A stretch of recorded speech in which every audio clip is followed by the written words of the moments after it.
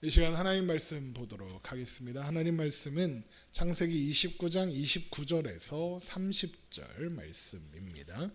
28절부터 보겠습니다. 창세기 29장 28절에서 30절. 창세기 29장 28절에서 30절까지 우리 한 목소리로 보겠습니다. 야곱이 그대로 하여 그 치를 채우매 라반이 딸 라헬도 그에게 아내로 주고 라반이 또 그의 여종 비라를 그의 딸 라헬에게 주어 시녀가 되게 하매 야곱이 또한 라헬에게로 들어갔고 그가 레아보다 라헬을 더 사랑하여 다시 7년 동안 라반을 섬겼더라. 아멘. 빈손으로 집을 떠난 야곱은 밤이 되자 돌베개를 베고 잠에 들었습니다. 하나님은 그 밤 야곱의 꿈속에서 하늘에 닿은 사닥다리를 보여주시며 하나님께서 야곱의 하나님이 되사 그가 어디로 가든지 함께 하겠다 약속하셨죠. 창세기 28장 15절입니다. 내가 너와 함께 있어 내가 어디로 가든지 너를 지키며 너를 이끌어 이 땅으로 돌아오게 할지라 내가 내게 허락한 것을 다 이루기까지 너를 떠나지 아니하리라 하신지라. 이것은 야곱이 있는 곳에 야곱이 어디에 있든 언제든지 함께 하나님도 거기 계시겠다라는 약속이다라고 했습니다. 그런데 야곱은 잠에서 깨어 자신이 잠들었던 그곳이 하나님의 집 베델이라면서 하나님께서 자신과 함께 계셔서 라반의 집에 갔다가 무사히 돌아오게 하시면 하나님을 자신의 하나님으로 삼겠노라 라고 서원하죠. 창세기 28장 20절입니다. 야곱이 서원하여 이르되 하나님이 나와 함께 계셔서 내가 가는 이 길에서 나를 지키시고 먹을 떡과 입을 옷을 주시어 내가 평안히 아버지 집으로 돌아가게 하시오면 여호와께서 나의 하나님이 되실 것이요 내가 기둥으로 세운 이 돌이 하나님의 집이 될 것이요 하나님께서 내게 주신 모든 것에서 10분의 1을 내가 반드시 하나님께 드리겠나이다 하였더라. 이런 야곱의 서원은 그가 하나님께서 하신 말씀을 제대로 이해하지 못했고 그 의미도 제대로 모르고 있다는 것을 보여주는 것이다 라고 했습니다. 이 서원은 하나님의 약속이 이루어지지 않으면 하나님은 야곱의 하나님이 되시지 않을 거다라는 말도 되기 때문입니다.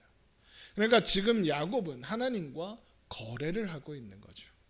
그러나 하나님은 야곱이 무언가 하기 전부터 이미 그가 복중에 생기기도 전부터 아브라함과 이삭에게 주신 약속을 이어갈 사람으로 선택하셨으며 이미 그 일을 이루어 가고 계십니다. 지금 야곱이 가는 여정은 이삭과 리브가 야곱의 어리석고 미련한 선택과 결정이 만든 결과이지만 하나님은 그런 과정조차도 하나님의 섭리 안에 두사 하나님의 뜻을 이루어 가고 계시니까요. 그러므로 하나님은 야곱의 그런 어리석음과는 상관없이 하나님은 그에게 신실하실 것이고 약속하신 것을 이루실 겁니다. 그래서 이제부터 살펴보게 될 야곱의 모든 이야기를 보면 이런 야곱의 어리석음에도 불구하고 하나님이 약속하신 대로 하나님이 이루신다는 하나님의 신실하심으로 채워져 있다라고 해도 과언이 아닐 겁니다. 자, 그렇게 하나님은 약속하신 대로 야곱이 외삼촌 라반의 집에 무사히 도착하게 하셨습니다. 창세기 29장 1절입니다. 야곱이 길을 떠나 동방 사람의 땅에 이르러입니다. 이것을 보고 지난 시간에도 말씀드렸지만 당연히 도착할 곳에 도착했다라고 생각하면 안 된다 그랬습니다. 야곱은 지금 일반적인 상황이 아니었다라고 했어요. 보통이면 여기 도착 못하는 겁니다. 도착 못할 곳에 도착한 겁니다. 집을 떠나 베델에 있었던 야곱의 손은 빈손이었습니다. 여행을 위한 준비가 전혀 되어 있지 않았습니다. 그래서 야곱이 베델에서 서원할 때 내가 하나님이 나와 함께 계셔서 내가 가는 이 길에서 나를 지키시고 먹을 떡과 입을 옷을 주시어 내가 평안히 아버지 집으로 돌아가게 하시오면 이라고 했던 겁니다. 이게 무슨 의미입니까? 지금 야곱은 집을 나와 라반의 집으로 가야 하는데 그 가는 길에 야곱에게는 먹을 떡과 입을 옷이 없는 겁니다. 야곱이 부모님과 함께 머물고 있었던 브엘세바에서 라반의 집 하란까지 어머니의 고향 하란까지 거리가 600km입니다. 부산 가는 길보다 멉니다. 부산 갔다가 한 대전쯤 다시 와야 되나? 그 정도 거리입니다. 하루에 20km 열심히 걸으면 하루에 한 20km 걸을 수 있대요. 그렇다고 치면 한 달 걸리는 거리입니다. 그거보다 느리게 걸으면 2달, 3달 걸릴 수도 있는 거리인 겁니다. 그 거리를 한 달 가야 하는데 먹을 것도 입을 옷도 없이 가야 합니다. 여러분 같으면 갈 수 있겠습니까? 일주일도 안 돼서 죽을걸요. 그러니까 야곱이 라반의 집에 하란에 무사히 도착하는 건 야곱이 당연히 거기 가려고 갔으니까 당연히 도착할 곳에 도착했지가 아닌 겁니다. 오다 죽어도 여러 번 죽었어야 하는 길인데 그걸 무사히 도착한 겁니다. 야, 그걸 해내네? 이런 겁니다. 야곱이 무사히 도착했다라는 사실만으로도 하나님은 야곱에게 신실하셨다라는 것이 드러나는 증거다 이겁니다. 그리고 우리는 이걸 이렇게 될 걸 이미 알고 있었죠. 언제 알게 됐습니까? 하나님께서 야곱이 출발하기도 전에 도착했다고 하셨습니다. 창세기 28장 5절. 아직 출발하기 전입니다. 이에 야곱이 야곱을 보내매 그가 밧다람으로 가서 라반에게 이르렀다라고 이미 선언하셨습니다. 애초에 이 여정 중에 야곱이 잘못될 일은 없었다라는 겁니다. 하나님은 야곱을 선택하셨고 그에게 약속하신 모든 것을 이루실 겁니다. 그래서 비록 그 과정과 여정이 험난할 수는 있어도 목적지에 도착하지 못하는 결말은 아예 없었다 이겁니다. 그리고 우리도 그건 마찬가지입니다. 하나님은 우리를 하나님이 뜻하신 곳 영원한 하나님 나라에 두실 겁니다. 비록 그 과정과 여정이 험난하더라도 그 결과는 달라지지 않을 겁니다. 하나님이 우리를 선택하사 지금 이 자리에 두셨으며 그 결과 또한 하나님의 능하신 전능하신 손에 붙잡혀 있으니까요. 그러니 우리는 우리에게 주어진 오늘의 상황 그리고 내 실력과는 상관없이 내 상황과는 상관없이 날이 좋으면 좋은 대로 나쁘면 나쁜 대로 적당하면 적당한 대로 오랜만에 도깨비 드라마를 봐서 날이 좋아서 날이 좋지 않았어 날이 적당해서 모든 날이 좋았다가 되는 겁니다. 그 모든 날 우리를 붙잡고 계시는 하나님을 바라보며 오늘의 삶을 그렇게 살아가면 되는 거죠. 모든 날이 좋으면 좋아서 좋지 않으면 안 좋아서 적당하면 또 적당해서 모든 날이 하나님 안에 있는 날이다라는 거죠. 자, 그렇게 하란에 도착한 야곱이 제일 먼저 본 것은 큰 돌을 뚜껑 삼아 덮어두었다가 양떼에게 물을 먹일 때만 여는 우물이었습니다. 창세기 29장 2절입니다. 본즉 들에 우물이 있고 그 곁에 양 세 떼가 누워 있으니 이는 목자들이 그 우물에서 양떼에게 물을 먹임이라. 큰 돌로 우물 아귀를 덮었다가 모든 떼가 모이면 그들이 우물 아귀에서 돌을 옮기고 그 양떼에게 물을 먹이고는 우물 아귀 그 자리에 다시 그 돌을 덮더라. 뚜껑이 있는 우물이다라고 하면 됩니다.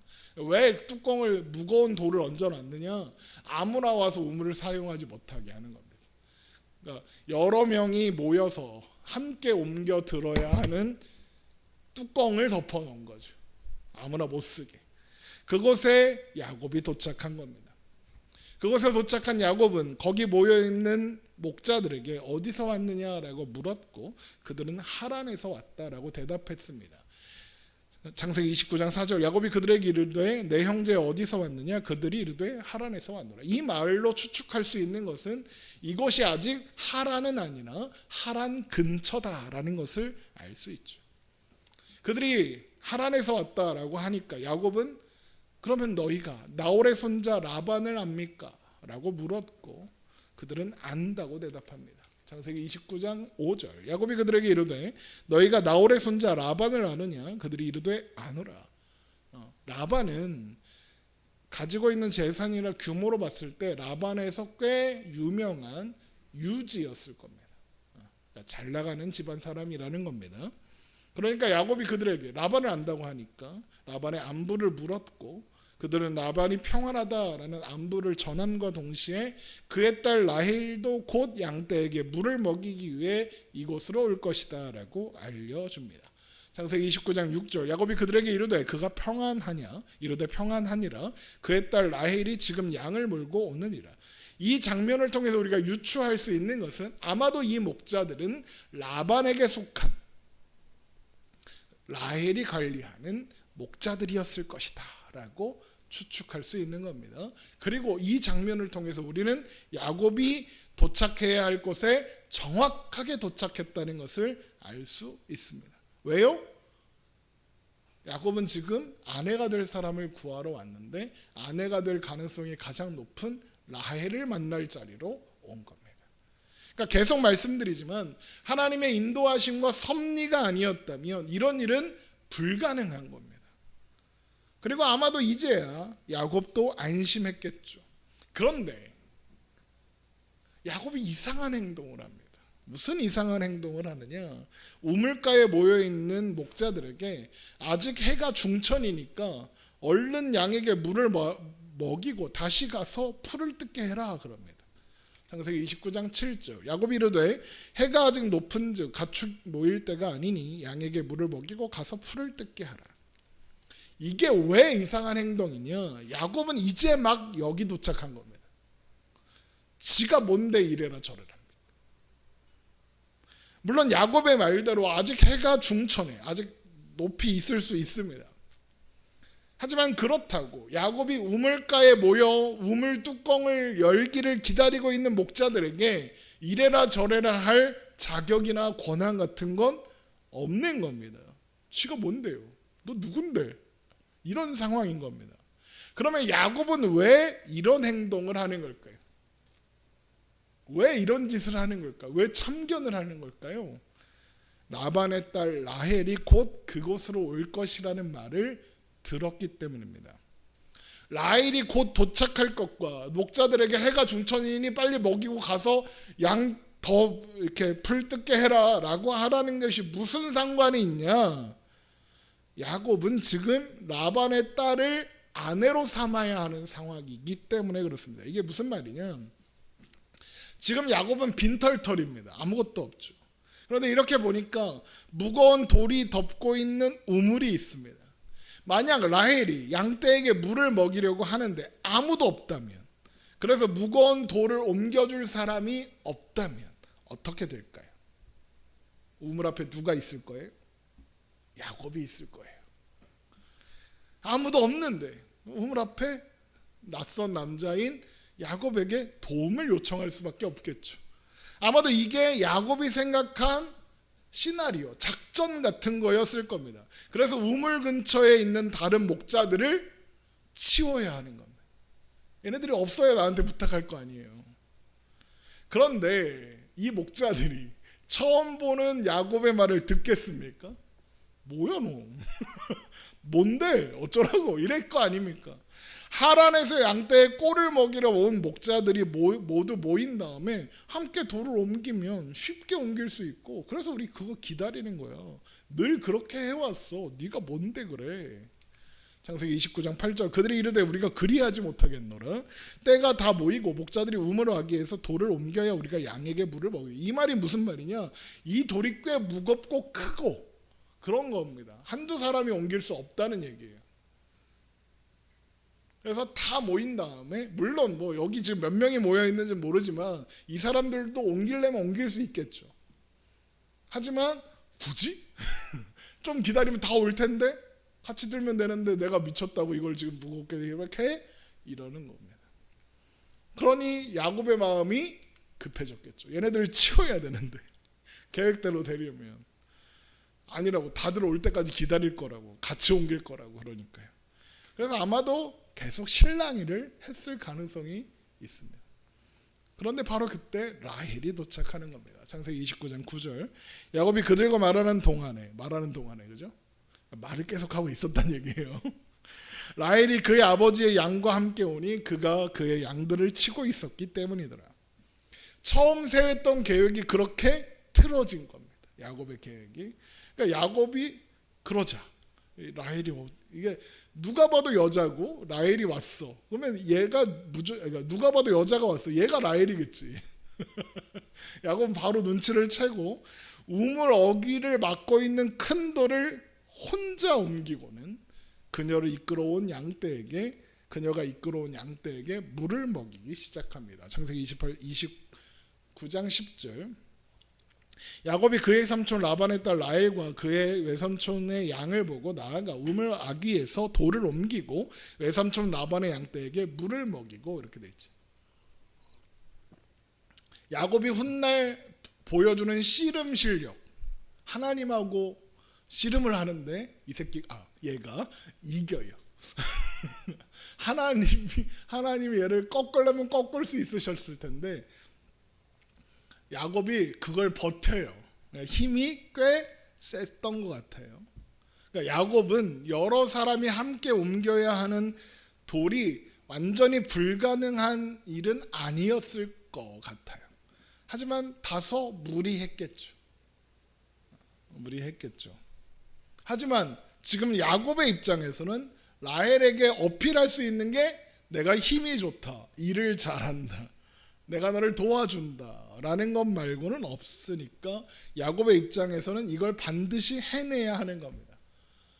물론 추측컨대 하나님이 도와주셨을 수도 있죠. 혼자 했는데 못 옮기는데 하나님이 옮겨주게 하셨다, 이렇게 추측할 수도 있지만 어쨌든 그런데 문제는 라헬이죠. 그 모습을 보는 라헬이 어땠을까요? 황당하지 않았을까요? 처음 보는 남자가 자기 허락도 없이 우물에 돌을 옮기더니 자기 양떼에게 물을 먹여요. 그렇잖아요. 내 양떼인데 지가 뭔데. 처음 보는 놈이. 물론 한편으로 인상적이기도 했을 겁니다. 그 무거운 돌을 혼자 옮기는 걸 봤으니까요. 그래서 옛날에 아주 오래전에 나온 헐리우드 영화 중에 이 야곱의 이야기를 다룬 영화가 있는데, 이거를 좀 극적으로 만들기 위해서 이 목자들이 라헬한테 행패를 부리고 야곱이 그걸 물리쳐주고 뭐 이런 스토리로 만들어 놨더라고요. 성경에 그런 얘기 없습니다. 목자들은 라헬을 기다리고 있었다. 물론 야곱의 그런 모습이 인상적이긴 했겠죠. 우와, 힘세다, 그 무거운 걸 혼자 옮기네, 이렇게 봤으니까 인상적이긴 했겠죠. 자, 그런데 더 황당한 일이 일어납니다. 무슨 황당한 일이야? 처음 보는 남자가 라헬에게 가더니 입을 맞추고 소리내어 옵니다. 창세기 29장 11절. 그가 라헬에게 입 맞추고 소리내어 울며. 여기서 입 맞춤이라는 건 아마도 인사였을 겁니다. 이렇게 뭐 고개를 이렇게 이렇게 어긋나게 하면서 하는 인사였겠죠. 갑자기 인사를 하더니 울어요. 그런데 생각해 보세요. 라헬의 입장에서 이게 얼마나 당황스러웠을까요? 인사까지야 뭐 그럴 수 있다 쳐요. 그런데 그 인사는 좀 가까운 사이에서 하는 인사일 거 아닙니까? 그런 인사를 하더니 갑자기 울어요. 야곱이 왜 갑자기 울었을까요? 물론 거기까지 오면서 했던 고생들이 생각나서 서러웠을 겁니다. 그런데 이건 다분히 야곱의 성품과 성향을 생각하면 이 행동조차 의도가 있었을 것이다라고 추측할 수 있습니다. 무슨 의도냐? 극적인 상황, 극적인 연출을 하는 거예요. 어느 처음 본 남자가 이렇게 오더니 내가 라반의 조카다, 너의 고모의 아들이다, 리브가의 아들이다 라고 하면 누가 믿겠습니까? 쉽게 못 믿을 겁니다. 그런데 어떤 남자가 괴력을 선보이고는 자기 양떼에게 물을 주더니 자기 앞에 와서 엉엉 울면서 내가 라반의 조카 리브가의 아들이다 이렇게 하는 겁니다. 그러면 어떻게 느껴지겠습니까? 뭔가 진정성이 있어 보이고 진심인 것처럼 느껴질 수 있는 겁니다. 그래서 야곱이 이런 장면을 연출하는 거죠. 창세기 29장 12절. 그에게 자기가 그의 아버지의 생질이요 리브가의 아들됨을 말하였더니 라헬이 달려가서 그 아버지에게 알림해. 그런 야곱의 꼼수랄까요? 그건 성공했고 라헬은 아버지에게로 돌아가 그 소식을 전하게 되는 거죠. 그리고 그 소식을 들은 라반이 달려와서 야곱을 영접하여 자기 집으로 데리고 갑니다. 그렇게 야곱은 자신의 모든 일을 이제 라반에게 이야기하게 되는 거죠. 그리고 아마 그 이야기 중에는 리브가만 알 수 있는, 그러니까 가족만 알 수 있는 이야기도 있었을 거예요. 그렇게 자신의 신분을 증명해야 했을 테니까요. 그래서 라반은 네가 내 생질이 맞구나 그러면서 자기 집에 머물게 하는 겁니다. 창세기 29장 13절, 라반이 그의 생질 야곱의 소식을 듣고 달려와서 그를 영접하여 안고 입맞추며 자기 집으로 인도하여 드리니 야곱이 자기의 모든 일을 라반에게 말하매 라반이 이르되 너는 참으로 내 혈육이로다 하였더라. 야곱이 한 달을 그와 함께 거주하더니입니다. 그런데 아브라함의 종이 이삭의 아내가 될 사람을 찾으러 왔을 때 확인했었던 것처럼 라반은 무척 계산적인 사람이고 돈을 사랑하는 사람입니다. 그런 라반이 빈손으로 찾아온 야곱을 이렇게까지 환대한다는 건 뭔가 꿍꿍이가 있는 겁니다. 왜 그럴까요? 야곱이 아내가 될 사람을 구하러 왔다 그랬기 때문입니다. 그럼 뭐가 생각났겠습니까? 라반에게는 아브라함이 리브가를 이삭의 아내로 데리고 가기 위해서 가져왔던 낙타 10필 분량의 온갖 좋은 것들이 떠올랐을 겁니다. 아마도 라반은 지금 야곱이 혼자 빈손으로 왔지만 곧 리브가의 때와 마찬가지로 그에 상응하는 결혼값, 결혼 지참금이 여자가 내는 거라서 정확한 표현은 아닌데 결혼비, 신부값을 가진 10대 이상의 낙타 부대가 올 거라고 기대하는 겁니다.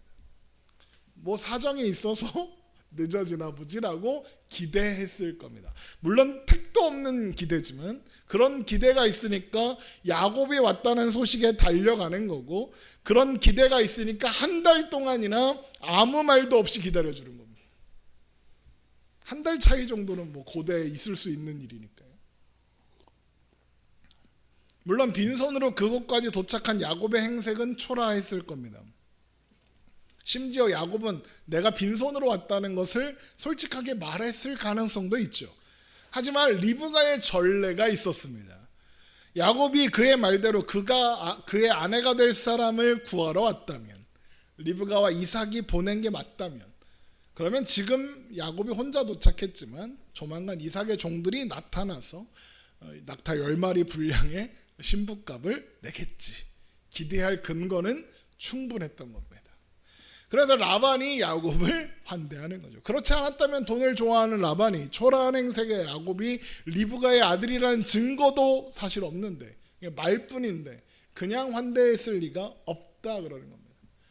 아마 리브가의 아들이라는 증거가 있었어도 얘가 빈털터리 그지였다는 걸 알았으면 환대하지 않았을 겁니다. 아 그래? 밥 먹고 집에 가? 이랬을 겁니다. 그런데 한 달이 다 되어 가는데도 신부값을 실은 낙타들이 도착할 생각을 안 합니다. 그 사이에 야곱은 마치 그 집 식구가 된 것처럼, 가족이 되기라도 한 것처럼 라헬과 함께 다니며 양을 칩니다. 야곱은 훌륭한 목자였으니 일도 제법 잘 해냈겠죠. 문제는 신부값이 아직 오지 않았다는 겁니다. 결국 라반도 눈치를 채는 거죠. 아, 얘 진짜 개털이구나. 얘 진짜 빈털터니구나. 이걸 알게 된 거죠. 눈치를 챈 거죠. 그래서 야곱에게 품삯을 정하라고 요구하는 겁니다. 이 말은 야곱에 대한 태도를 바꾸는 겁니다. 그리고 그렇게 라반의 본격적인 착취가 시작되는 겁니다. 창세기 29장 15절, 라반이 야곱에게 이르되 내가 비록 내 생질이나 어찌 그저 내 일을 하겠느냐, 내 품삯을 어떻게 할지 내게 말하라. 이 말은 얼핏 보면 가족인데 어떻게 공짜로 일을 시킬 수 있겠느냐, 이제라도 품삯을 정하자, 그러는 것처럼 보일 수 있습니다. 그러니까 마치 야곱을 위해 주는 것처럼 보일 수 있죠. 그런데 잘 생각해 보십시오. 라반이 정말 야곱을 생질, 그러니까 가족으로 생각했다면 품삯을 제한하면 안 되는 겁니다. 왜냐하면 가족끼리는 품삯을 주지도 받지도 않거든요. 대신 가족 구성원으로서의 가족의 모든 권리와 혜택을 누리며 삽니다. 아들이 아버지의 일을 돕는다고 품삯 받지 않습니다. 월급 받지 않습니다. 딸이 엄마의 심부름을 한다고 알바비 받지 않습니다. 내가 시급이 올해 1,700원인가 그렇다는데, 시급이 1,700원인데 이거 심부름 갔다 오려면 1시간 걸리니까 10,000원 줘요. 내가 700 얼마 할인해 준 거야 라고 하면 그 딸은 싸가지가 없는 겁니다. 가족은 그런 거 하지 않습니다. 야곱이 이삭의 양딸을 돌본다 라고 해서 품삯을 받았을까요? 아니요.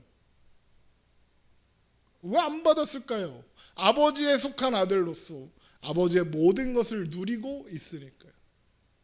가족은 그런 겁니다. 그런데 라반이 지금 야곱에게 품삯을 정해라 그럽니다. 이게 무슨 말입니까? 이게 무슨 뜻이냐? 라반은 야곱을 생질, 조카라고 부르고 있기는 하지만 너는 이제 가족 아니라는 겁니다. 너는 품삯 받는 품꾼이다 이겁니다. 일은 잘하는 것 같으니까 내가 돈 주고 너 알바 시켜줄게. 이런 뜻인 거예요. 그런데 야곱도 나름의 꿍꿍이가 있었습니다. 라반의 두 딸 레아와 라헬 중에 라헬에게 눈독을 들이며 어떻게 하면 신부값 없이 라헬과 결혼할 수 있을까 궁리하고 있었을 거거든요.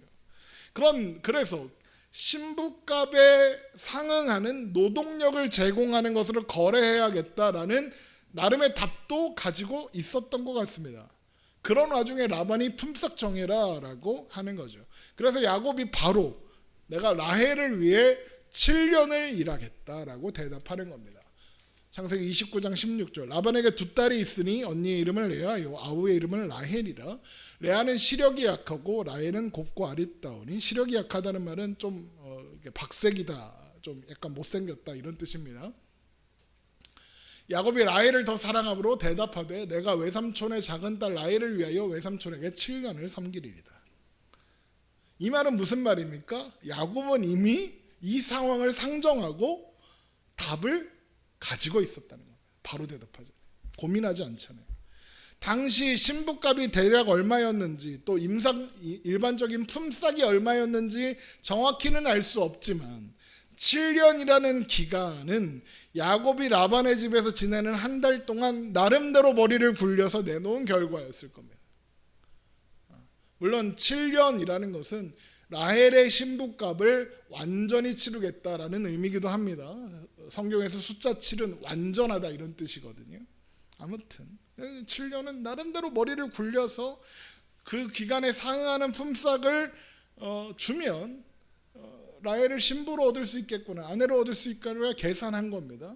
그런데 이제 라반이 또 머리를 굴렸겠죠. 그러니까 7년의 노동력이면 라헬이 받을 만한 신부값보다는 많구나라고 계산이 쓴 것 같습니다. 라반 입장에서는요. 그렇지 않았다면 돈을 좋아하고 자기 이익에 민감한 라반이 그 제안을 선뜻 이렇게 창세기 29장 19절 라반이 이르되 그를 내게 주는 것이 타인에게 주는 것보다 나으니 나와 함께 있으라 이렇게 승낙했을 리가 없으니까요. 그러니까 야곱은 나름 머리를 굴려서 최선의 선택을 한 것 같지만 사실은 손해보는 거래를 한 셈인 겁니다.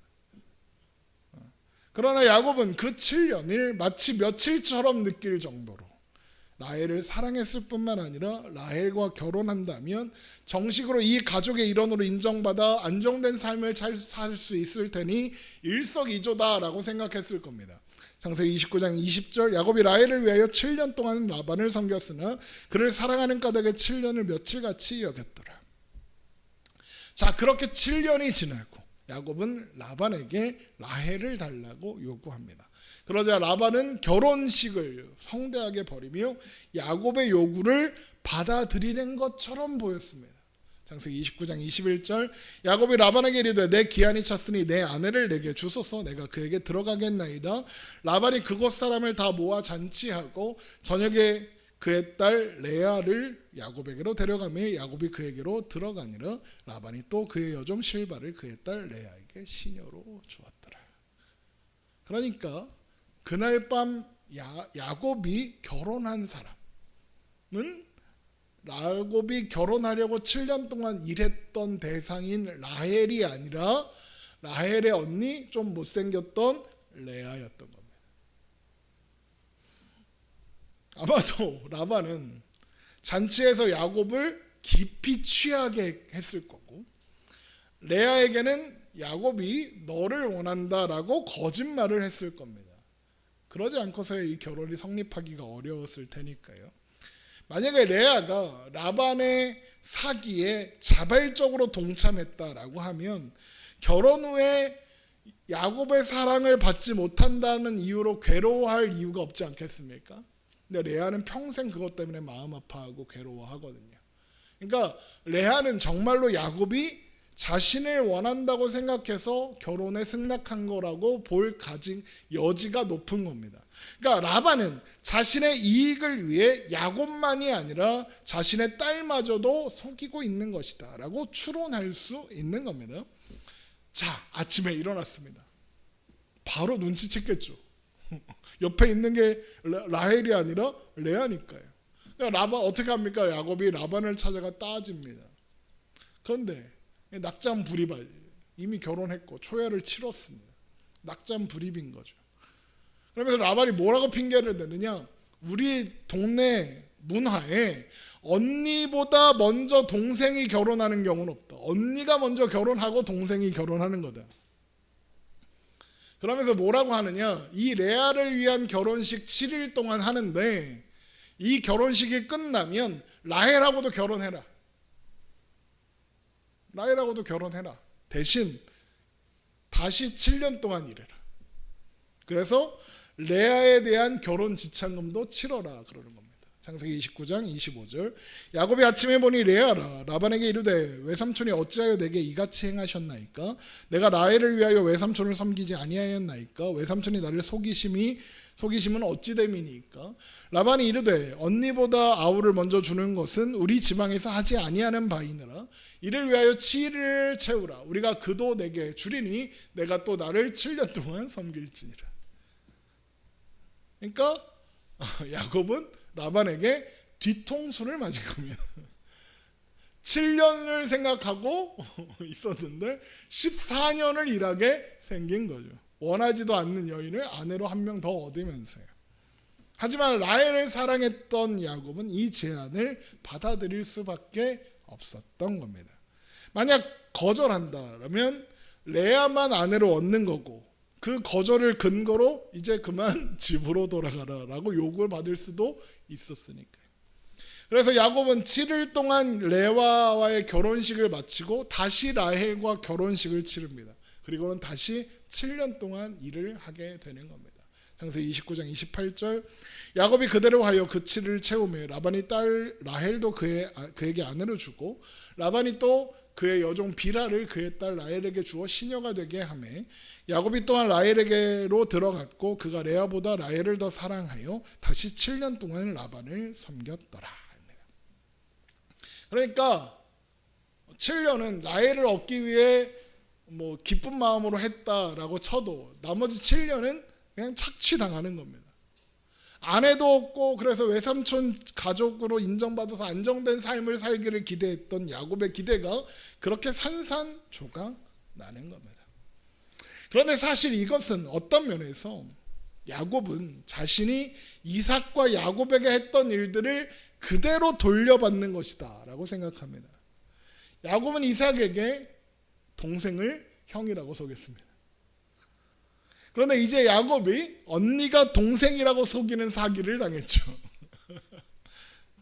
또 야곱은 간사한 말과 계략으로 형의 장자권을 빼앗았습니다. 그런데 이제 야곱이 라반의 간사한 말과 계략으로 7년이라는 시간을 정당한 가족의 일원이라는 권리를 빼앗겼습니다. 이런 걸 자업자득이라고 하는 겁니다. 요즘에는 지팔직권이라고 그러던데 자기 팔자 자기가 꿨다 뭐 이제 이런 뜻이라고 하던데 재밌는 말인 것 같아요. 아무튼 자업자득인 겁니다. 그런데 우리가 여기서 생각해 볼 게 있습니다. 뭔 생각을 해야 되냐? 하나님께서 베델에서 야곱에게 뭐라고 약속하셨습니까? 내가 어디로 가든지 너와 함께 있어 너를 도울 거다. 그래서 돌아오게 할 거다 그러셨잖아요. 그런데 지금 야곱이 사기를 당하고 있잖아요. 근데 하나님은 왜 가만히 계실까요?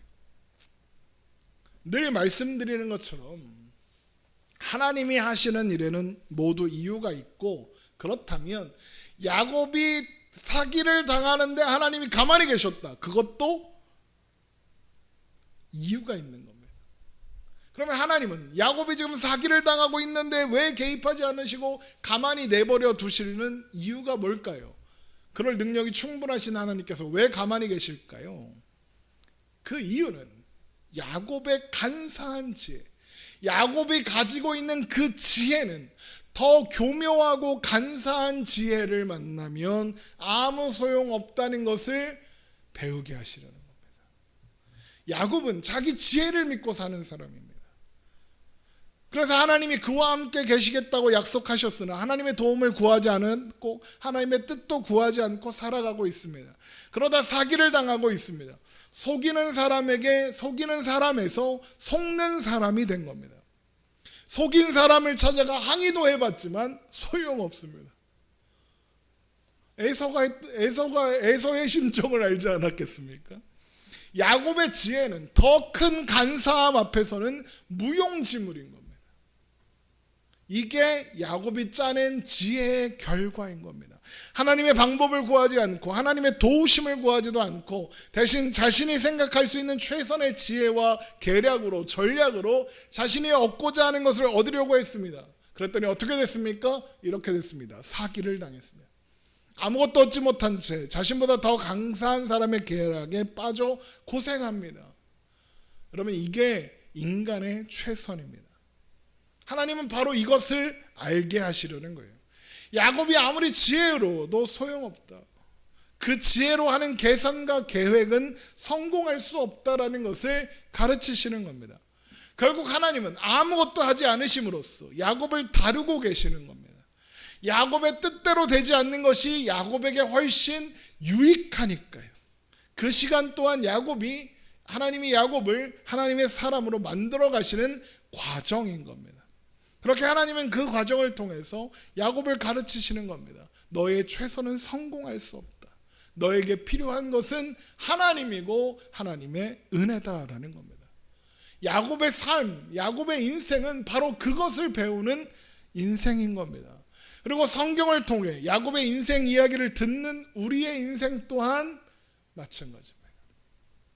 하나님은 우리의 최선과 상관없이 하나님의 뜻을 이루실 겁니다. 우리의 신앙 여정에서 내 뜻대로 되지 않는 순간을 수없이 만나겠죠.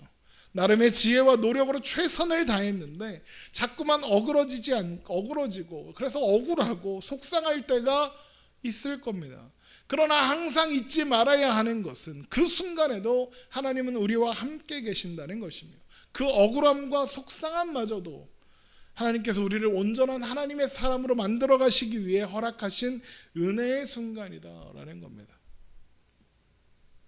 그래서 그렇게 신앙의 여정을 살다 보면 우리는 언젠가 반드시 내 뜻대로 되는 게 하나도 없어 애서 내 뜻대로 되지 않아서 다행이다, 내 뜻대로 되지 않고 하나님의 뜻대로 되어서 참 다행이다, 이렇게 고백하게 될 겁니다. 여러분 따라해 보세요. 내 뜻대로 되지 않고, 따라하세요. 내 뜻대로 되지 않고 하나님 뜻대로 돼서 다행이다. 내 뜻대로 되지 않아서 참 다행이다. 따라하세요. 내 뜻대로 되지 않아서 참 다행이다. 여러분, 내 뜻대로 되는 게 하나도 없어라는 설교 제목에 이런 의미가 담겨 있는 겁니다. 내 뜻대로 되는 게 하나도 없어. 아우 다행이다, 이겁니다. 그래서 우리가 해야 하는 일은 최선을 다하여 오늘을 살아가되 우리 자신을 신뢰하지 않고 하나님만 바라보고 기대하며 신뢰하며 사는 겁니다. 그렇게 우리의 삶이 내 뜻이 아니라 하나님의 뜻만이 온전히 세워지고 온전히 이루어지는 그런 삶이 되기를, 그래서 하나님의 뜻이 우리의 삶에 가득 채워지기를 주님의 이름으로 축원합니다. 그래서 참 다행입니다. 내 뜻대로 되지 않아서 참 좋습니다. 그런 고백이 우리의 삶의 고백이 되기를 주님의 이름으로 축원합니다.